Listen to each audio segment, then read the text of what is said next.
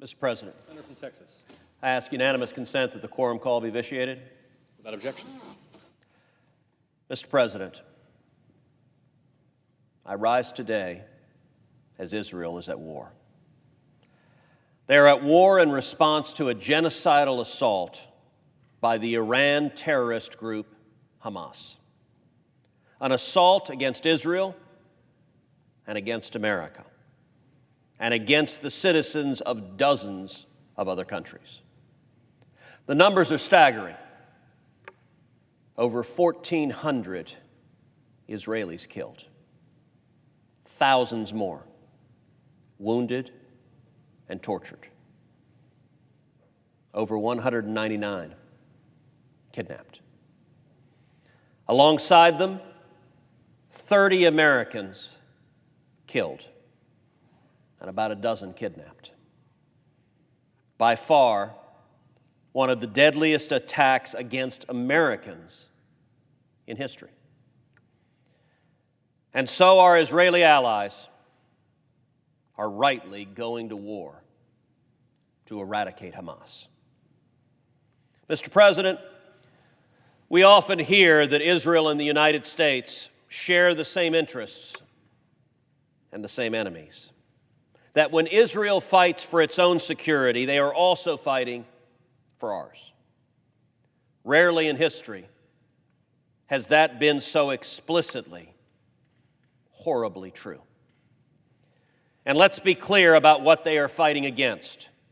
What we saw on October 7th, in the early hours of Saturday, October 7th, was pure evil unleashed.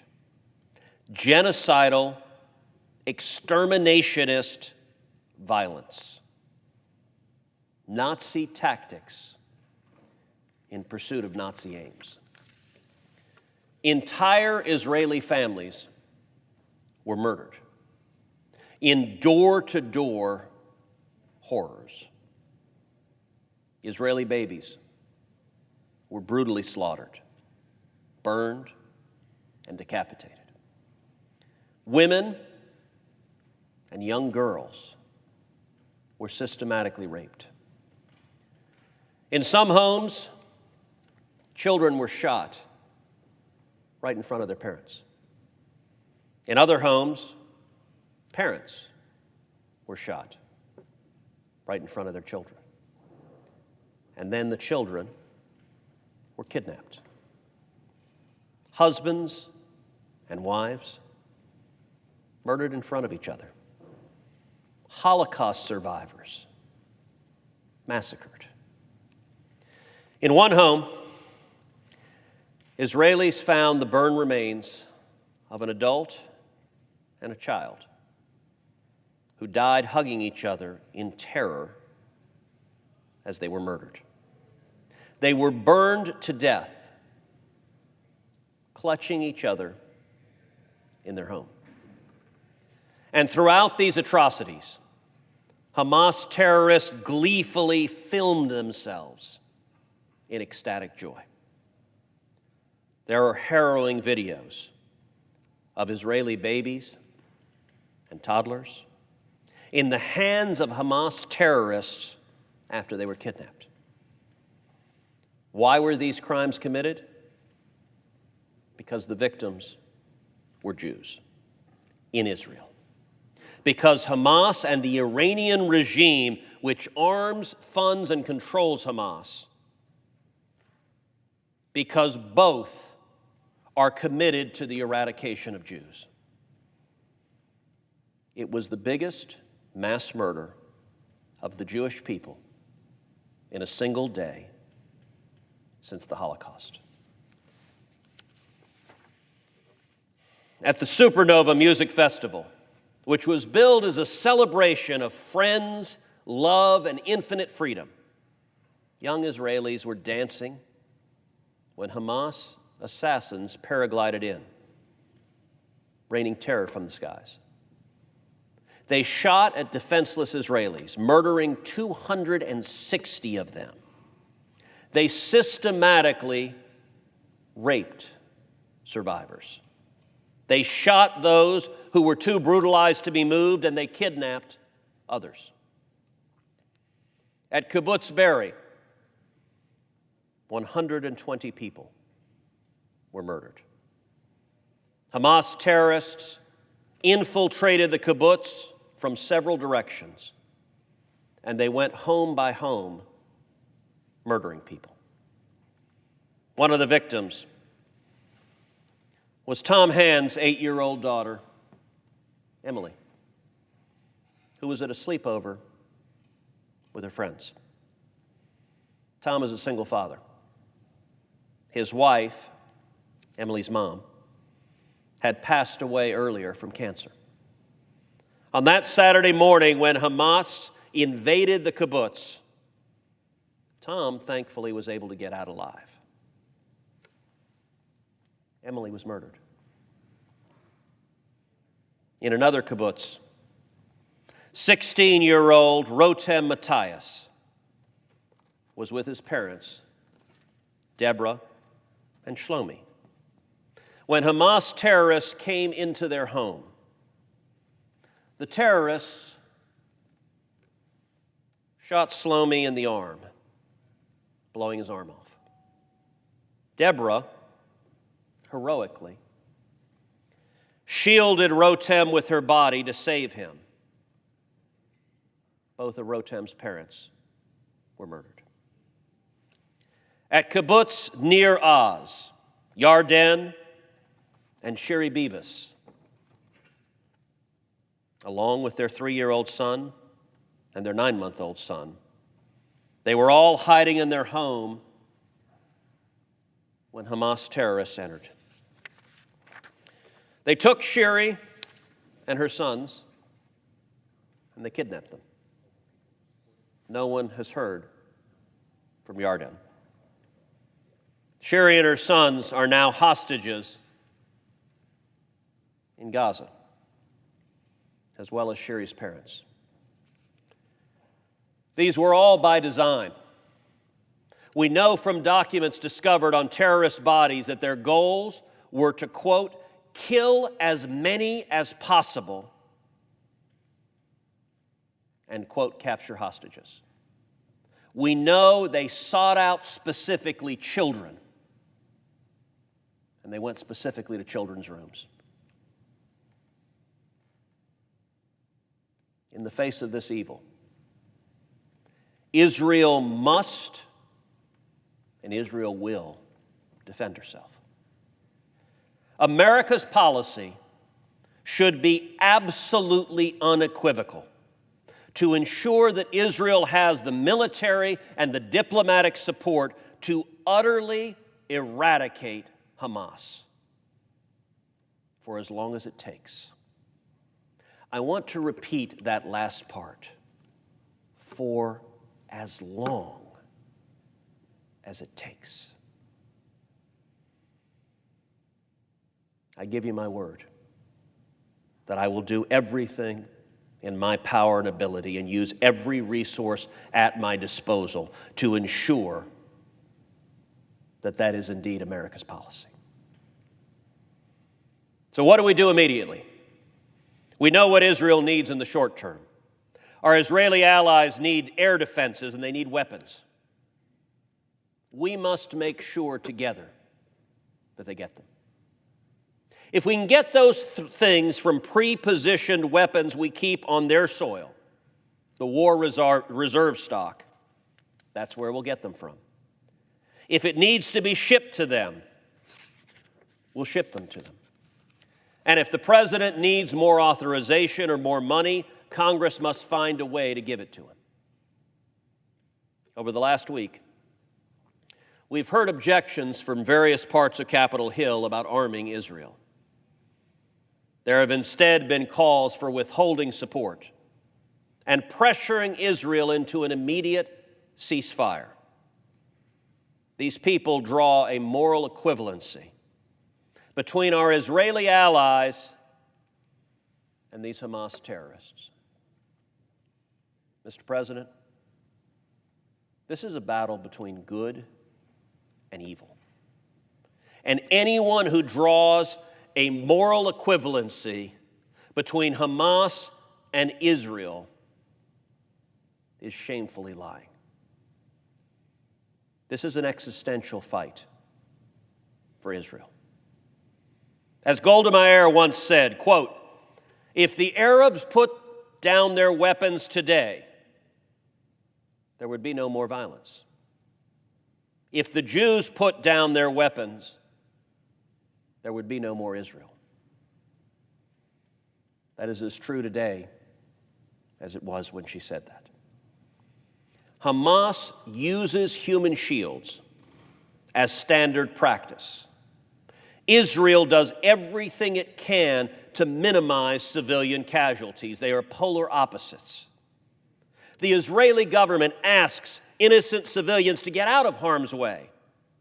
They go so far as to send texts to Palestinians warning them to evacuate. They do things like if they're going to bomb a building where they know Hamas rockets are stored, or they have terrorists hiding, they will send a text to every person in that building and even drop a dud bomb on top of the building that lands with a thud but doesn't explode, designed to warn the civilians, evacuate the building, because the next bomb to take out the weapons or take out the terrorist is going to explode. And then, no doubt, they will level the building because they're trying to get rid of murderers. No other military on earth goes to such extraordinary lengths to avoid civilian casualties. And there is no moral equivalency here, zero, between Israeli soldiers protecting civilians and Hamas monsters targeting babies. Much more needs to be done and can be done to counter the use of human shields by Hamas and other Iran-controlled terrorist organizations. In 2014, I was proud to author a resolution in the Senate co-sponsored by Democrat Senator Kirsten Gillibrand from New York, condemning the use of human shields by Hamas as a war crime. That bipartisan resolution passed the Senate 100 to nothing. And later, in 2019, I wrote and passed language that imposes sanctions on Hamas, on Hezbollah, on any other terrorist group that uses human shields. Now, that was a much tougher fight, because sanctions always are. But by working in a bipartisan and bicameral fashion, we passed that law as well. Since 2019, there are new groups that are using human shields that need to be added, especially the Palestinian Islamic Jihad, and the law itself needs to be extended and strengthened. I intend to work in a bipartisan way to do exactly that in this Congress. Unequivocal support from the United States is critical. We are already seeing pressure from across the world and from far too many places here in Washington for our Israeli allies to stand down. It is unfortunately well known, predictable, that as soon as Israel begins to defend itself from terrorists, from the very beginning, a clock starts ticking until pressure on them to stand down becomes immense. It's a surreal, disquieting, and shameful spectacle. This time, the calls for Israel to stand down began while Hamas terrorists were still on Israeli territory as the attack was ongoing. And I'm saddened to say they came, among other places, from within the Biden administration itself. As the Hamas invasion was becoming horrifically public, as the first reports of atrocities were being published, here's what the Biden State Department tweeted out, quote, We unequivocally condemn the attack of Hamas terrorists and the loss of life that has incurred. We urge all sides to refrain from violence and retaliatory attacks. Terror and violence solve nothing. Now, to be clear, that was a message to the Israelis from the U.S. Department of State. Refrain from violence and retaliatory attacks. Terror and violence solves nothing, so do nothing against the terrorists who were then murdering over 1,000 Israelis. That was from the U.S. Office of Palestinian Affairs in the State Department. They sent this tweet out at 3 a.m, D.C. time. Literally as these murders, as these rapes, as these brutal assaults were happening. I caught it within about an hour. And it was obvious what they were trying to do. So I made it clear what I intended to do, and I publicly responded to that tweet by saying, quote, "This is disgraceful, and every person involved in drafting and approving this tweet should be immediately expelled from the U.S. government." So their first instinct was to tell Israel, your country's being invaded, terrorists are murdering your civilians, your citizens are being kidnapped, infants and children are being murdered, and the position of the United States State Department is, Israel, please do nothing. Do not engage in retaliatory strikes, just sit there and allow the terrorists to murder your citizens. Within the hour, the State Department deleted their tweet. Later that day, they apologized. They said the tweet was unauthorized and it didn't reflect their policy. Except they weren't done. A few hours later, the Twitter account of the Secretary of State, Anthony Blinken, posted a note saying the Secretary of State was encouraging an immediate ceasefire. Understand, the words ceasefire are not directed at the terrorists.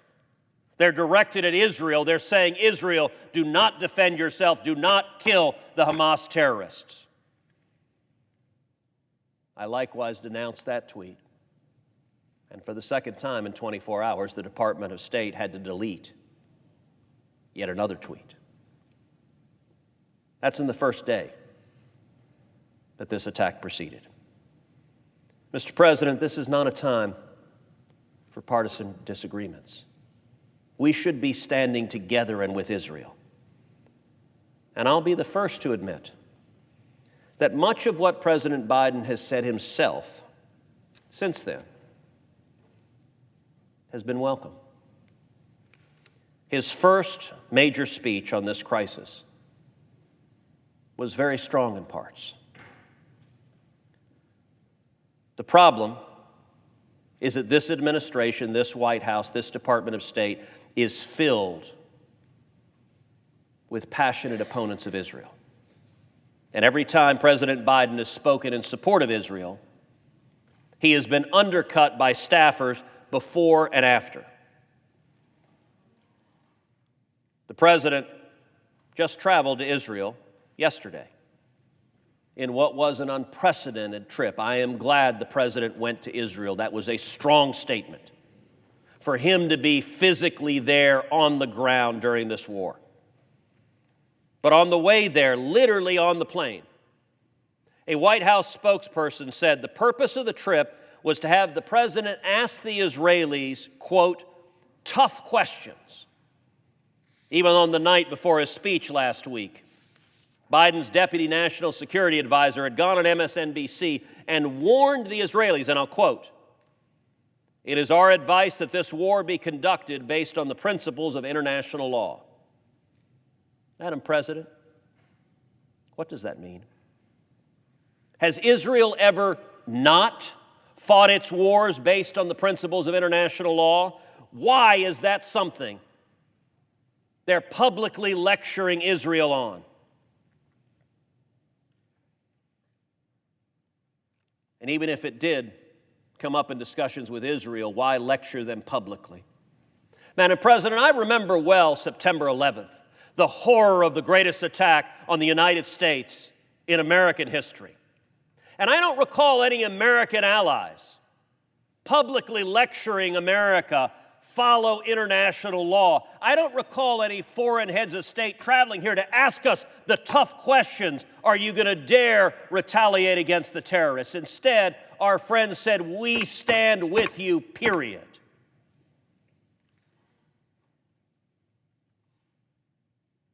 After President Biden's speech at the White House officials stated, quote, "We support Israel taking necessary and proportionate action." Understand that word proportionate. You're going to hear again. You're going to hear again from the enemies of Israel who are already preparing to attack and undermine each and every step Israel takes to eradicate the Hamas terrorists. They are going to say it's not proportionate. What is a proportionate response to the beheading of babies? What is a proportionate response to the systematic murder of entire families? For that matter, what is a proportionate response to a genocidal campaign? The Biden administration's ideological, partisan reaction day after day to all of this is tragic. They see these terrorist attacks, and their immediate reaction is, I hope Israel doesn't respond by killing the terrorists too much. Why? Well, because I think at least some in the Biden administration feel a need to appeal to the radical left-wing base, which includes BLM, which includes the Democratic Socialists of America, which includes the anti-Semitic squad in the House, as well as the woke university students at Harvard and other so-called elite universities. At Harvard, 35 student groups in the aftermath of Hamas's attack blamed Israel. These organizations, these elite universities, sadly have become venomous pits of anti-Semitism and hatred for Israel. The 35 student groups at Harvard put out a joint statement by the Harvard-Palestine Solidarity Group. And I want the American people to know what they said. They said, quote, "We, the undersigned students' organizations, hold the Israeli regime entirely responsible for all the unfolding violence." That's the opening sentence of their statement. They believe it's Israel's fault that Hamas terrorists are raping women and young girls in the street. They believe it is Israel's fault that Hamas is mutilating babies and kidnapping them and holding them hostage. They believe it is Israel's fault that Hamas is using toddlers as human shields. They believe it is Israel's fault that Hamas is targeting and murdering civilians indiscriminately, going house by house by house. Madam President, that sentiment is sick and twisted and wrong. Now, I also worry, in addition to the knee-jerk, partisan, ideological reaction, the Biden administration also has a very real interest in dampening Israel's response, because every day the war goes on, people will ask, Israel was funded by Iran. Hamas and Hezbollah are both Iranian proxies. They work for Iran. They work under the direction of Iran, and they are funded by Iran. Without Iran, there would be no Hamas. When it was first reported that these attacks had been planned, were signed off on by the Iranian government, the usual Iran echo chamber went to work defending the regime. They said there was no evidence. And the administration and an awful lot of congressional Democrats said they weren't sure either. But you know what no one denies? You know what makes these denials so strange?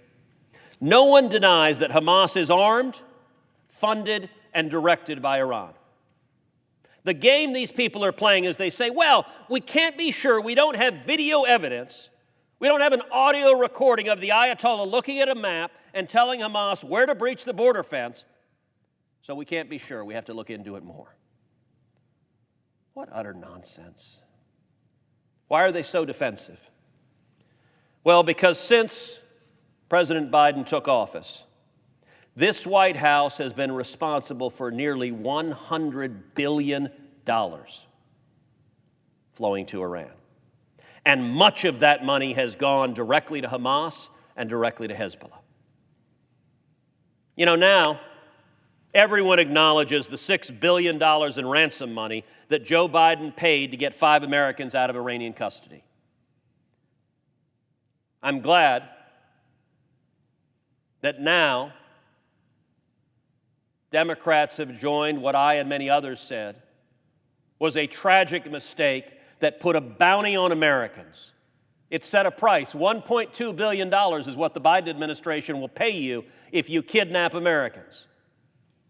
And at the time, I said more Americans will be kidnapped, and Iran will kidnap more Americans. I'm very sorry to say that prediction came true in just a matter of weeks. My Democrat colleagues would not stand with us to cut off that $6 billion when it was paid initially. Now, we have Democrats willing to do so. That's a step in the right direction. But understand the $6 billion is only the tip of the iceberg. It is only a tiny portion of the money that this administration, the Biden administration, has flooded Iran with. A few weeks before the $6 billion deal, Biden made available $10 billion related to electricity that Iran bought from Iraq, that Iraq bought from Iran. And both of those, the $16 billion, pales in comparison to the tens of billions of dollars, as much as $80 billion, that Iran has made from illicit oil sales under Biden. Understand, when Joe Biden came into office, the Iranian regime was on its knees. The economy was in shambles. Why? Because the Ayatollah gets its principal revenue from selling oil. When Donald Trump was president, I spent much of the presidency urging President Trump to vigorously enforce the oil sanctions, to cripple their oil sales. Iran had been selling 1 million barrels a day of oil. President Trump agreed with me, vigorously enforce the sanctions. And those oil sales were crushed, and the Iranian economy collapsed. That's what President Biden inherited, an Iran in shambles economically. And what did the Biden administration do? Immediately, it ceased enforcing oil sanctions. It said, in effect, sell all the oil you can, and you know what? The Ayatollah heard them. Because, Madam President, right now, Iran is selling 2 million barrels a day of oil. The same level they were selling before the sanctions ever passed, more than double what they had been selling before the vigorous enforcement of the oil sanctions under President Trump. Why is it that so many Democrat politicians hate oil and gas production in the United States, are willing to kill jobs here at home? But when it comes to theocratic, homicidal, genocidal maniacs, they're perfectly happy with letting them reap $80 billion by selling 2 million barrels a day of oil primarily to communist China. That is madness. And so let me say, I am glad the president gives speeches saying, we are standing with Israel. That's great. But actions speak louder than words.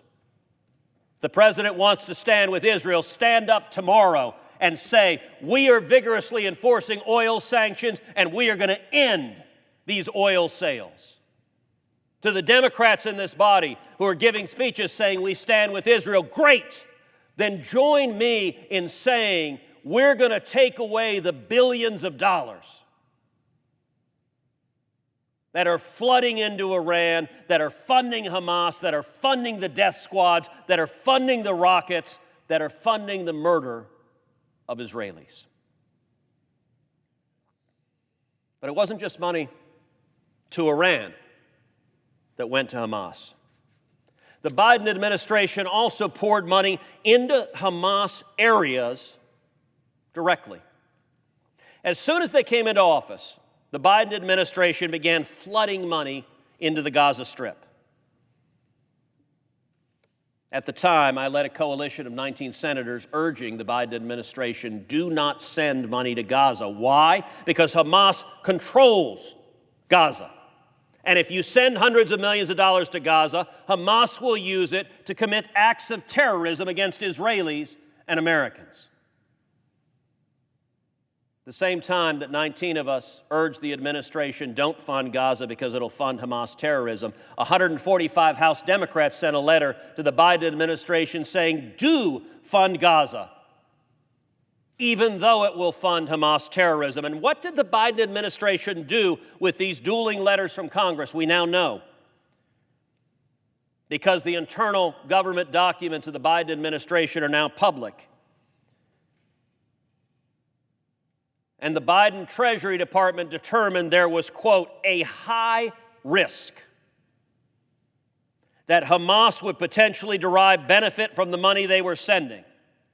Now, ordinarily, that would end the matter because there are existing U.S. anti-terrorism sanctions. The laws say if you know there's a high risk it's going to terrorism, you can't send money to do it. Did the Biden administration take that step? No. Instead, they exempted themselves from American laws against funding terrorism. They wanted, as a political matter, to send the cash so much that they were willing to look the other way. To, in their own words, the, quote, high risk that money would go to Hamas to carry out acts of terrorism. Here's the full quote from the Biden administration document. Quote, due to its overall strength and level of control over Gaza, we assess there is a high risk that Hamas could potentially derive indirect, unintentional benefit from U.S. assistance to Gaza. These atrocities in Israel were the direct result of political decisions made by the White House to dismantle pressure and to pour money into Iran and into territories controlled by Iranian terrorists.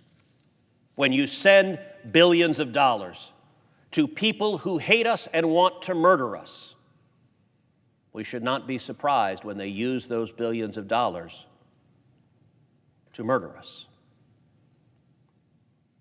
Madam President, not to support Israel in this time of need, not to support them fully for as long as it takes, would be a grave moral failure. This fight is civilization against barbarism. It is good versus evil. The differences between the two sides are as stark as light and darkness. The light and goodness, I believe, will prevail if we stand with Israel. I want to say something also. The last 2 weeks, I've spoken with many of my friends, and in particular, many of my Jewish friends. It's been astonishing, the number of my Jewish friends in Texas and all across America who have family members, who have close friends in Israel. It's been truly breathtaking, the number of American Jews I know well who either lost a loved one in these terrorist attacks or who have relatives or close friends who've been called up to the IDF, who are facing the most significant war in Israel in the last 50 years. I've spent much of the last 2 weeks reaching out to those friends and just telling them, Heidi and I are praying for you. We're lifting you up. We're lifting your family up. We're lifting the people of Israel up, encouraging them. This has been a frightening time for every Israeli and for a great many Americans. I hope that in the face of evil, we see the same solidarity we saw in the wake of September 11th. Just as the world rallied to our side when radical Islamic terrorists committed a grotesque act of terror against the United States, now is the time for the world to rally to Israel's side. And now is the time for this body to come together. There have been policy differences in the past, with some members of this body and leaders of the administration believing it's a good idea to send tens or even hundreds of billions of dollars to Iran. That policy has been proven catastrophically wrong. And so I hope that we come together and we stand as one, united, to tell the people of Israel, America stands with Israel for as long as it takes. Thank you. I yield the floor. And I suggest the absence of a quorum. The clerk will call the roll. Ms. Baldwin.